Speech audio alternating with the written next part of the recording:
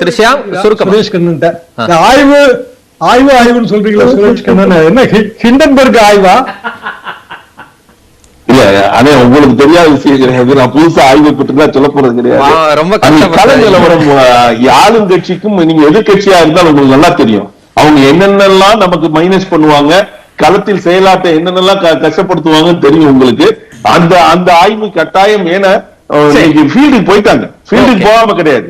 அண்ணன் police engineer இருந்து என்ன சொல்ல போறான்னு நான் சொல்றேன். பிஜேபிக்கா வெயிட் பண்ணிட்டு வந்தாங்க, நாங்க வெயிட் பண்ணல, ஃபீல்டுக்கு போயிட்டோம். எங்களுக்கு ஓட்டு சொல்ல ஆரம்பிச்சோம். சரி, ஓகே, நான் வரேன். திரு ஆர்கே, இபிஎஸ் ஓபிஎஸ் பாஜக மூன்று தரப்பு செய்யும் தாமதங்களுக்குள்ள என்ன ஒற்றுமை இருக்கு, என்ன வேறுபாடு இருக்கு உங்க பார்வையில? அதாவது டெல்லியில இருந்து இன்னும் தகவல் வரல, அதை வச்சுதான் இங்க ஒரு முடிவு எடுக்க முடியும். அவர்கள் பல விஷயங்கள் இப்போ லேட்டஸ்டாக இந்த ஹிண்டன்பர்க் அதானி அந்த பிரச்சனைகள் எல்லாம் இருக்குது, அது ஓடிக்கொண்டிருக்கிறது. அதுக்கு நடுவில் இதற்கு டைம் இல்லாதனால பாஜகவினுடைய அந்த அனௌன்ஸ்மெண்ட் தள்ளி போய் கொண்டு இருக்கிறது. அதில் என்ன குறிப்பாக பிரச்சனைன்னு பார்த்தீங்கன்னா, இப்போ டெல்லி தான் ஒரு முடிவு எடுக்கணும். இபிஎஸ்ஸா ஓபிஎஸ்ஸாங்கிற ஒரு நிலைப்பாடு எடுக்கணும். அது எடுக்க வேணுமா வேண்டாமா, அது இந்த தேர்தலுக்கு பண்ண வேணுமா பண்ண வேண்டாதா? இல்லை டெல்லினா சுப்ரீம் கோர்ட்டா எதை சொல்றீங்க? இல்லை சுப்ரீம் கோர்ட்டு எலெக்ஷன் கமிஷன் எல்லாம் கிடையாதுங்க. ஒரு அமித்ஷான்னு ஒருத்தர் இருக்கார், அவர் தான் முடிவெடுக்கணும். இது மோடிக்கு போகிற மேட்டர் கிடையாது, இது இங்கே முடிகிற மேட்டர். மோடிக்கு மிக மிக முக்கியமான ஒரு ஸ்டேட் எலெக்ஷன் லெவலில் இருக்கிற ஒரு மேட்டர் தான் போகும். இங்கே இந்த தீர்மானம் எடுக்க வேண்டியது எலெக்ஷன் கமிஷன்லாம் அதுக்கு பின்னால் வரும். அதெல்லாம் இவர் சொல்படிக்கு இருக்கின்ற ஆர்கனைசேஷன்ஸாகத்தான் நாம் பார்த்து கொண்டிருக்கிறோம், தொடர்ந்து வருகின்ற பிரச்சனைகள். அப்போது அவர்கள் ஒரு முடிவு எடுக்கணும். என்ன முடிவு எடுக்கணும்னா, இந்த தேர்தலில் சப்போர்ட் பண்ணுமா, இல்லை இந்த தேர்தலில் நாமளே கண்டெஸ்ட் பண்ணிட்டு இவர் 2 பேரும் சப்போர்ட் வாங்கிக்கலாமா? அதாவது இந்த முடிவு, அதாவது அதிமுக இவர்தான் என்று பாஜகவினுடைய அந்த அட்டஸ்ட்மெண்ட் இருக்கு இல்லையா, அந்த அட்டஸ்டேஷன் இப்போ கொடுக்கணுமா வேண்டாமா, இதுதான் கேள்வி.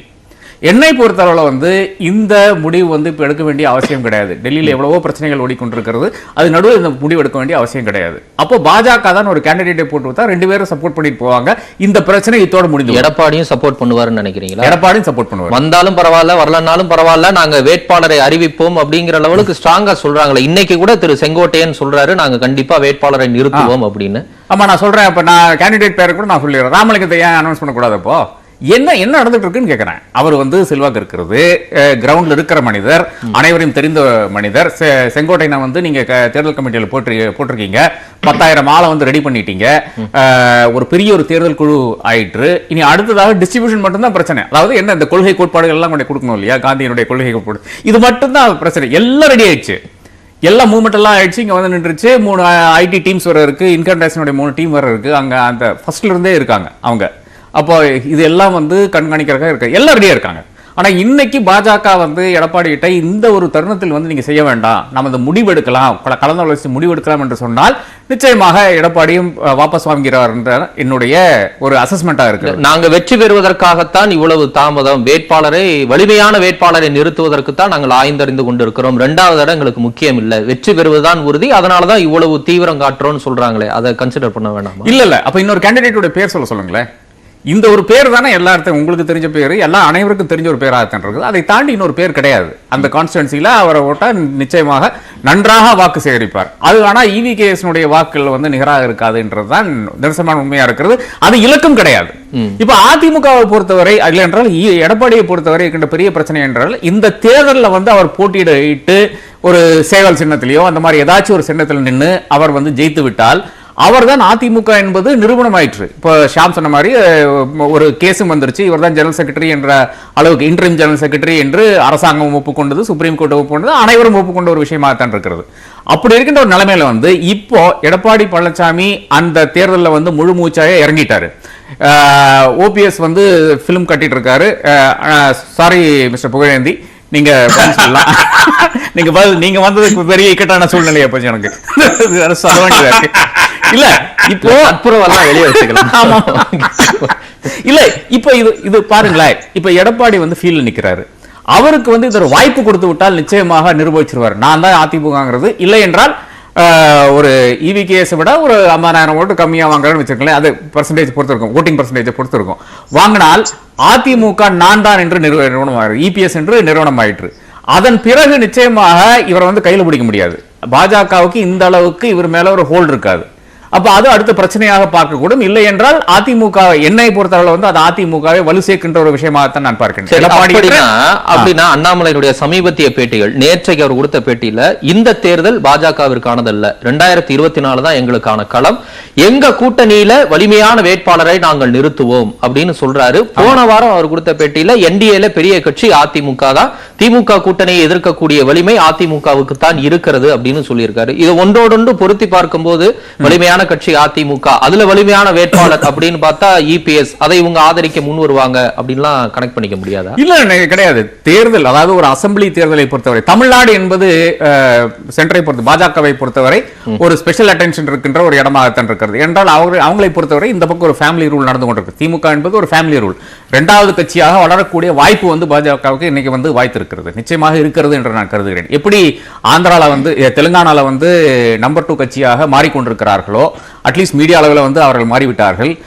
எப்படி பல இடங்கள்ல இப்ப நம்பர் 2 கட்சியாக வந்து அதன் பிறகுதான் அவர்கள் வந்து நம்பர் 1 கட்சியாக வர பார்ப்பார்கள்.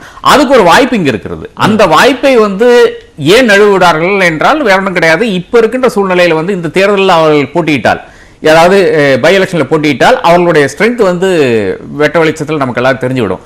அதனுடைய அவசியம் இப்ப இல்லை என்று பாக்குறாங்க. கொங்கு மண்டலத்துல தான் பாரதிய ஜனதா கட்சி வலுவா இருக்குது. கன்னியாகுமரி, கோவை, கொங்கு பகுதிகளில், இன்னும் தஞ்சாவூர், ராமநாதபுரத்திலயும் எங்களுக்கு சில செல்வாக்கு இருக்குன்னு அவங்க திரும்ப திரும்ப சொல்றாங்க. அந்த செல்வாக்கை ஈரோட்டில் அவங்களால நிரூபிக்க முடியாது, நிச்சயமாக நிரூபிக்க முடியாது என்று நான் கருதுகிறேன். அவர் ரொம்ப படுதோல்வி அடைவார்கள். டெபாசிட் வருமானம் கூட எனக்கு சந்தேகமா தான் இருக்கிறது இப்ப இருக்கிற சூழ்நிலையில. அப்படி இருக்கும்போது இல்லை என்றால் ஒன்று பண்ணலாமே, அண்ணாமலை நிக்கட்டுமே, அந்த தொகுதியில் நிக்கிட்டோம், அவருடைய செல்வாக்கு வந்து ப்ரூவ் பண்ணிட்டோம். அது ப்ரூவ் பண்ணிட்டாங்கன்னா நிச்சயமாக அது பாஜகவுக்கு என்னபடி ஒரு வளர்ச்சி வரும். அதாவது ஒரு இடைத்தேர்தலில் ஒரே ஒரு கான்ஸ்டிடுவன்சியில ஏறத்தாழ 30 அமைச்சர் வந்து உட்கார்ந்து இருக்காங்க திமுக தரப்புல இருந்து. அது காங்கிரஸுக்காக வந்து உட்கார்ந்து கொண்டிருக்கிறார்கள். எவ்வளவு பெரிய ஜாம்புவன் EVKS அந்த ஒரு இடத்துல வந்து எவ்வளவு பெரிய ஜாம்புவன் இருக்கிறாரு. அவரை வந்து அட்லீஸ்ட் அவரை டிஃபீட் எல்லாம் பண்ண வேண்டாம். நீங்க ஒரு 50,000 ஓட்டு 70,000 ஓட்டு அந்த இடத்துல வாங்கிட்டீங்கன்னா எவ்வளவு பெரிய ஒரு கட்சியாக நீங்க இருப்பீர்கள் தமிழ்நாட்டை பொறுத்தவரை. அப்போ அது செய்யறதுக்கு நிச்சயமாக பாஜக அது ஒரு எக்ஸ்பெரிமெண்டேஷனுக்கு தயாராகவில்லை. அதனாலதான் அவங்க வந்து வாபஸ் பண்றார்கள். கேண்டிடேட் அறிவிக்க மாட்டார்கள் என்றுதான் நான் கருதுகிறேன். ஆனால் பிரச்சனை இதுதான், உங்களுக்கு அப்படி அறிவிக்காமல் இருந்தால் இதுல ஒரு டிசிஷன் எடுக்கணும். அதிமுக யார் என்ற டிசிஷன் எடுக்கணும். யார் எடுப்பாங்க?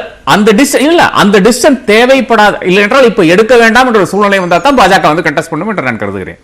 தொடர்ந்து பேசலாம். திரு புகழேந்தி, திரு ஓ பன்னீர்செல்வம் ஆதரவளிப்பதா சொல்லியே ஏறக்குறைய ஒரு வாரம் ஆயிடுச்சு. ஆனாலும் பாஜக இன்னும் வேட்பாளரை நிறுத்த விரும்பாதது எதை காட்டுது? Good evening to news 18. உங்கள்கிட்ட மாட்டிக்கிற வேலையில நம்மகிட்ட இல்ல. இப்போ ரொம்ப நீட்டா ஆன்சரை சொல்லிடலாம் முடிவு பண்ணிட்டேன். ஏன்னா யார் சொல்ல வேண்டிய ஆன்சரை அழகா சொல்லிட்டாரு. யாரு? நம்ம வழக்கறிஞர் எனது நண்பர் முதல்லயே நான் என்ன சொல்லணுமோ அதை போய் சொன்னாரு. இல்ல கேண்டிடேட் சொல்ல போறீங்களா? பிரேக்கிங் எடுத்துக்கவா? இல்ல, இப்ப என்ன பிரச்சனைன்னு கேட்டீங்கன்னா, ஆர்கே சார் ரொம்ப நாள் ஆச்சு, ஆர்கே ராதாகிருஷ்ணன் அவரோட உட்கார்ந்து ஆர்கேவும் கிளியரா சொன்னாரு. நான் என்ன சொல்ல வரேன் சார், ரொம்ப நீட்டா நீங்க எப்படி வேணாலும் எடுத்துக்கோங்க, சரண்டர்னு சொல்லுங்க, நீங்க உண்மை ஒத்துக்கிட்டீங்கன்னு சொல்லுங்க, பரவாயில்ல. 2 ஆப்ஷன் கொடுத்தோம். ஒரு ஆப்ஷன் நாங்க நிக்கிறோம். முதல்ல சொன்னோம், எங்களுடைய கழக ஒருங்கிணைப்பாளர் நீட்டா சொல்லிட்டார், நிக்கிறோம், நாங்க கேண்டிடேட்ஸ் எல்லாம் செலக்ட் பண்ணி வச்சுட்டோம். 2வது ஆப்ஷன் பாரதிய ஜனதா கட்சி நின்னுச்சுன்னா நாங்க நிக்கல. இது வரைக்கும் பாரதிய ஜனதா கட்சி அதனுடைய நிலைப்பாட்டை சொல்லவே இல்லை. இப்ப மீட்டிங் அப்ப மீட்டிங்ன்றாங்க, எப்ப சொல்ல போறாங்க ஒண்ணும் புரிய மாட்டேன்னு இப்படியே போய்கிட்டு இருக்கு. அந்த செகண்ட் ஆப்ஷன் தான் எங்களுடைய டிலேவுக்கு காரணமா இருக்கு. அதை நான் வந்து ஓபனா அக்செப்ட் பண்ணிக்கிறோம். இல்லன்னா ராதாகிருஷ்ணன் ஒரு பக்கம் ஆர்கே விட மாட்டாரு, இன்னொரு பக்கம் நீங்க விட மாட்டீங்க. அந்த விவகாரமே வேண்டாம் எனக்கு. நீங்க என்ன முடிவெடுக்கிறீங்க? நீங்க முடிவெடுக்கிறீங்கன்னா நாங்க ஏன் உங்களை போட்டு கேட்க போறோம்? இல்ல, அதுதான் கன்ஃபெஷனல் ஸ்டேட்மெண்டா சுரேஷ் கண்ணன் சொன்னாரு, எங்களுக்கு அதே கதிதான் அவங்களுக்கும் அதே கதிதான். ஒரு வேறுபாடு என்னன்னு கேட்டீங்கன்னா நீங்க தான் சொன்னீங்க.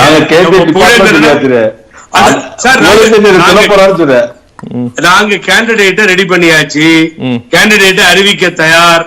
2வது ஆப்ஷனை கொடுத்த இடத்துலதான் இப்ப எங்களுக்கு தாமதமாகுது. என்ன தாமதமாகுது? 2வது ஆப்ஷன்ல பாரதிய ஜனதா கட்சி நின்றால் நாங்கள் ஆதரிக்கிறோம், வேட்பாளர் நிறுத்த மாட்டோம். ஒரு தேசிய கட்சி காங்கிரஸ் வேட்பாளர் நிற்பதால் அந்த முடிவை தேசிய நலன் கருதி எடுக்கிறேன் என்று கட்சியினுடைய ஒருங்கிணைப்பாளர் சொல்லியிருப்பதால் தான் இன்னும் காத்திருக்கிறோம். அவர்கள் இல்ல இப்ப நீங்க ராத்திரி காத்திருக்க வேண்டிய அவசியமே இல்லையே. நீங்க சொன்ன ஆப்ஷனை நான் அப்படியே அடுக்கிறேன். முதல்ல திரு ஓபிஎஸ் என்ன சொன்னாரு? எங்கள் தரப்பில் வேட்பாளரை நிறுத்துவோம். அது நம்பர் 1. Number 2, Very good. அதாவது பாஜக வேட்பாளரை நிறுத்தினால் நாங்கள் வேட்பாளரை திரும்ப பெற்றுக் கொள்வோம். இவ்வளவுதானே. நீங்க முதல்ல வேட்பாளரை நிறுத்துங்க. அவங்க நிறுத்துறாங்கன்னு தெரிஞ்சா அப்புறம் வாபஸ் வாங்குங்க. நீங்க செகண்ட்ல இருந்து ரிவர்ஸ் கியர்ல வரீங்க. பாஜக நிறுத்தணும் அப்படின்னு நீங்க எதிர்பார்க்கறீங்க. புதுசா நீங்க வேணா ஒரு ஆப்ஷன் சொல்லலாம். என்ன ஆப்ஷன்னா, வேட்பாளரை போடுங்க, அவங்க நிறுத்தினா நீங்க வாபஸ் எடுத்துக்கோங்கன்னு. எந்த கட்டத்திலும் ஓபிஎஸ்